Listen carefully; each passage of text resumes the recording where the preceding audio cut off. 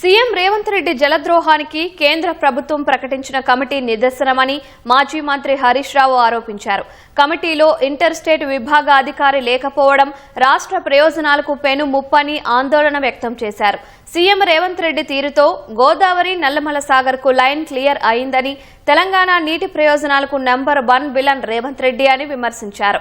కేంద్ర జలశక్తి శాఖ ఖరారు చేసిన కమిటీలో ఏపీ తరపున 2 ఐఏఎస్లు, 2 ఇంజనీర్లు ఉంటే తెలంగాణ తరపున 3 ఐఏఎస్లు, 1 ఇంజనీర్ అధికారి మాత్రమే ఉన్నారని ఆక్షేపించారు.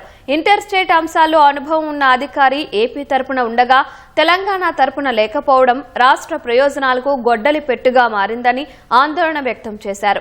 కమిటీ ఇరు రాష్ట్రాల మధ్య నీటి పంపకాలు 3 నెలల్లో పూర్తి చేయడం అంటే 3 నెలల్లో నల్లమల సాగర్ కు ఆమోదం తెలపడమేనని హరీష్ రావు అన్నారు.